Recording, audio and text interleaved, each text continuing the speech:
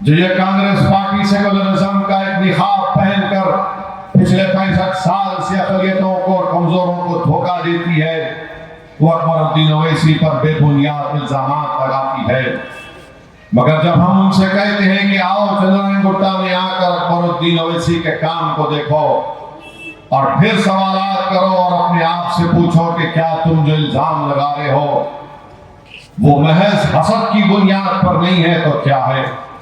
मेरे अजीज दोस्तों और बुजुर्गों, मेरी आपसे अपील है कि 30 नवंबर के दिन जहां जहां मजलिस के उम्मीदवार हैं, आप पतंग के निशान पर बटन दबाकर मजलिस इत्तेहादुल मुस्लिमीन को कामयाब और कामयाब करें। एक झूठा इल्जाम जो कांग्रेस और बीजेपी या मजलिस के नुमाइंदे पर लगाती कि अकबरुद्दीन ओवैसी सिर्फ मुसलमानों का काम करते हैं और दीगर मज़ाहिब या दीगर हमारे अपनाए वतन का काम नहीं करते।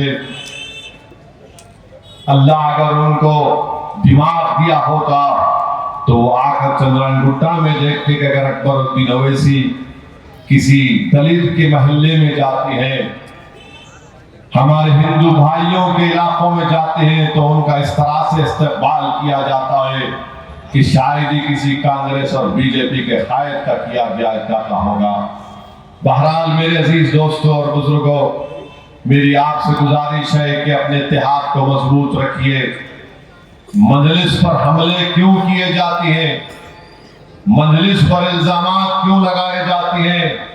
इसलिए लगाए जाते हैं कि कांग्रेस और बीजेपी इस बात को मानने को तैयार नहीं है कि हमने भारत के कोने कोने में अक़लियतों को लाचार कर दिया, अक़लियतों को सियासी तौर पर यतीम बना दिया, अक़लियतों के दिलों से जुस्तजू और लड़ने के जज्बे को कम कर दिया, अक़लियतों को हमने हथकड़ियों में गोलियां मारकर उनको खत्म कर दिया, एनकाउंटर कर दिया। तो कभी कांग्रेस ने उनकी सियासी आवाज को खत्म करके रख दिया, तो आज इसीलिए आप देखते हैं कि कांग्रेस हो या बीजेपी हो, वो हरगिज़ इस बात को पसंद नहीं करते कि मजलिस की ताकत बढ़े। और इसीलिए जो कोई भी दिल्ली से आता है, जो कोई भी तेलंगाना से निकलकर ये समझता है कि अब तेलंगाना का मैं बड़ा चीफ मिनिस्टर बन जाऊंगा, तो ये समझता है कि मजलिस को गाली देने से मेरे नंबर में इजाफा होगा। बहुत से आए चले गए, ये भी आएंगे और चले जाएंगे इंशाअल्लाह ताला। मुझे यकीन है कि अल्लाह सुब्हानहू व तआला अपने फजल और करम के जरिए, अल्लाह सुब्हानहू व तआला नबी करीम सल्लल्लाहु अलैहि वसल्लम के सदक़े और तुफ़ैल में इन तमाम ताकतवर बातिल ताकतों के आगे भी अल्लाह मजलिस को कामयाब करेगा। अल्लाह बातिल को शिकस्त देता आया और देता रहेगा और अल्लाह हक को कामयाब करेगा। आज आप देखते हैं कि वजीर आजम मोदी आती है तो मजलिस पर को तनकीद का निशाना बनाती है। कांग्रेस का और राहुल आता है तो अजीब गुफ्तगू करता है, मगर मजलिस को निशाना बनाया जाता है। कभी ये कहते हैं कि हम इनसे मिले हुए हैं, कभी वो कहते हैं कि हम उनसे मिले हुए हैं। और मेरा हाल तो ऐसा हो गया कि सब लोग मेरे को खरीद के बैठे हैं, मुझे ही नहीं मालूम कि मैं किसके आगे बिक चुका हूँ। हर आदमी बोलता है कि ये मिले हुए हैं, उन्हों कहते उन्हों मिले हुए, इन्हों कहते इन्हों मैं इनसे मिला हुआ हूँ। अरे प्यारे, मैं क्या सबका दूल्हा भाई हूँ? क्या मैं सबका भाईजान हूँ? कि हर कोई बोलता है कि नहीं। मेरे अजीज दो, अब तो बीजेपी के लिए कार्टून बनाया। मुझे किसी अखबार के सहाफी ने कहा कि मेरी फोटो डाल दिए, मुझे खाजी बना दिए। मुझे खाजी बनाकर ये बताया जा रहा है कि मैं कांग्रेस और टीआरएस की शादी कर रहा हूँ। अरे एक में परेशान हूँ बाबा, मैं कहाँ खाजी बन सकता हूँ?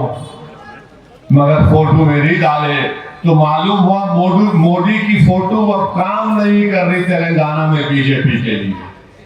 तो मालूम हुआ कि असदुद्दीन की फोटो लगाए तो ही इनको कुछ फायदा होने की उम्मीद है। लगाओ प्यारे, जब मेरी फोटो तुम्हारे मोदी की फोटो कान में नहीं आ रही, मेरी फोटो तुम लगाने पर मजबूर हो गए, तो मालूम हुआ कि हम भी तुम्हारे दूल्हे भाई हैं। अरे क्या आप बताइए, कोई तरीका है इस उम्र में कार्ड के ऊपर मेरी फोटो डालना? अरे जिसकी शादी नहीं हुई, जिसके घर में कोई नहीं है, बीजेपी वालों उनका कुछ करो तुम। जिनके पास कोई भी नहीं है, आप हमारे पीछे पड़े हुए हैं। जिनके पास नहीं है उनको करो कुछ तुम।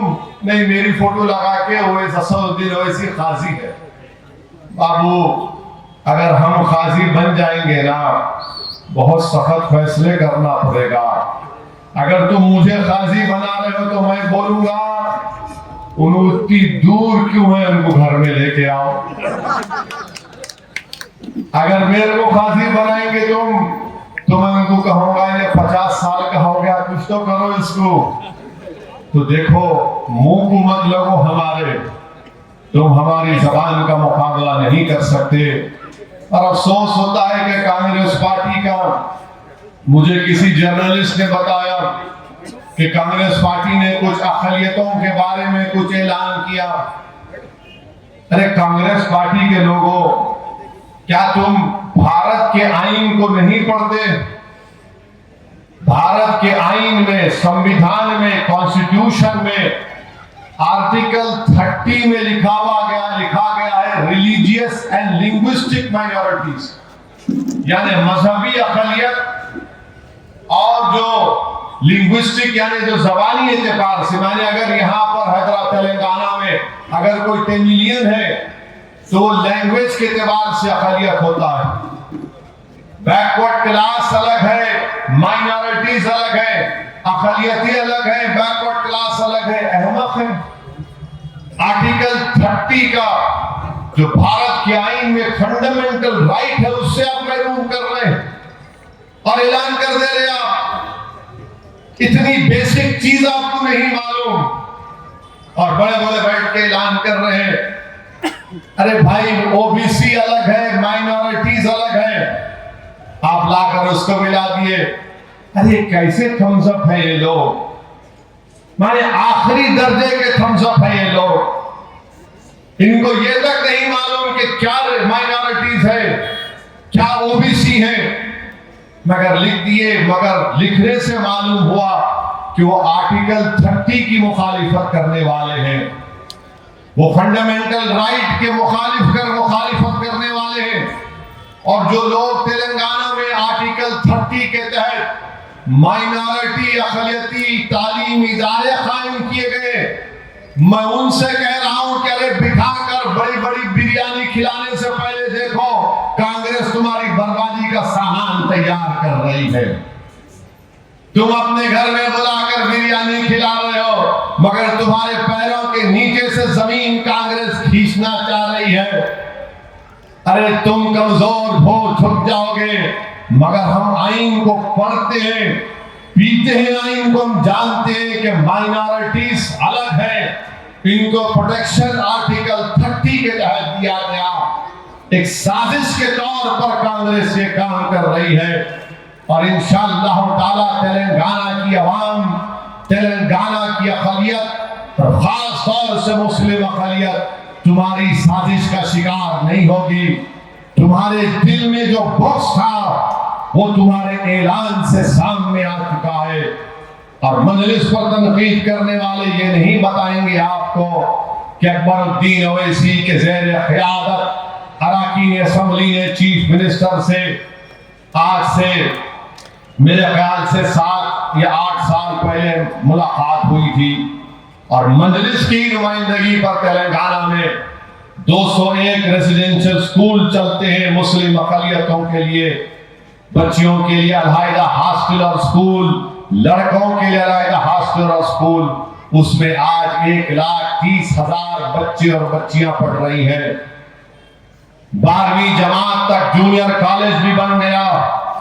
80,000 के करीब बच्चे और बच्चियां पढ़ के निकल गए और सारी दुनिया का हर माहिर ये कहता है कि मुस्लिम अक़लियत अगर कमजोर है, पीछे है, तो तालीम की वजह से एक आपके रुकन असेंबली ने तालीम का एक जाल यहाँ पर फैला दिया और हुकूमत से नुमाइंदगी करके तेलंगाना की आवाम के लिए आज 201 रेजिडेंशियल स्कूल में 1,30,000 गरीब खानदानों के बच्चे और बच्चियां पढ़ रही हैं।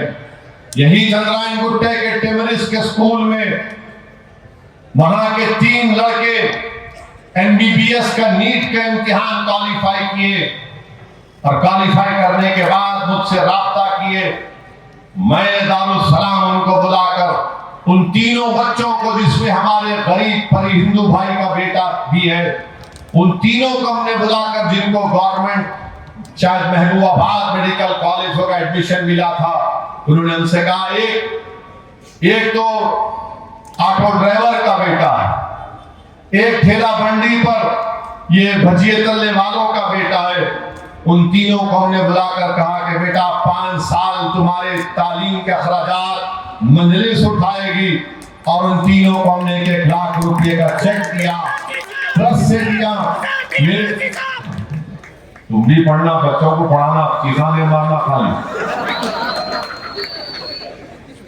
उनको हमने दिया। अब आप बताइए, मुखालिफीन मजलिस के पास क्या है? कुछ भी नहीं है। तो गाली दो, गाली दो, गाली दो, झूठ बोलो, करते कराते कुछ भी नहीं, मगर सिर्फ गाली देना। और देखो खाली तहरीर करते। अरे बाबू, तहरीर करना भी बच्चों का खेल नहीं है। एक तहरीर आवाम में होती है, एक तहरीर इलेक्शन में की जाती है, एक तहरीर असेंबली में होती है, एक तहरीर पार्लियामेंट में होती है। और अल्हम्दुलिल्लाह मजलिस का नुमाइंदा, चाहे असेंबली हो, पार्लियामेंट हो, असेंबली के इंतखाबी जलसे हो या जलसे रहमतुल आलमीन हो या जलसे हालात हाज़िरा हो, मजलिस का मुकर्रिर अपने मुनफरिद तरीके से अपनी बात को रखता है। और जितने मुखालिफीन मजलिस हैं, इनमें एक ही काबिलियत है, झूठ बोलो और गाली दो, झूठ बोलो और गाली दो। इनका काम सिर्फ यही है। और ऐसे ऐसे 30 मार खा है कि फेसबुक पे लाइव आके शुरू हो जाते। तो उनका जवाब भी दे रहे। आज कोई साहब से मुलाकात हुई थी मेरी, खामखा मिला है मेरे को उससे, मेरे को नहीं मालूम, मैं देखते कि शाख हमारा हाथ में, ओ तुम है, बेचारे खामोश थे आज। खैर बहरहाल अलग तरीका है, मगर मैं तो ये समझता हूं कि कानून के दायरे में रहकर मुखालिफिन के कपड़े उतारना, इनको एक्सपोज करना, अल्हम्दुलिल्लाह मजलिस ये काम करती आई है। बहरहाल मुझे मलकपेट में भी अहमद बलाला साहब की इंतखाबी मुहिम में वहां पर जाकर तकरीर करना है। तो मेरी आपसे गुजारिश है कि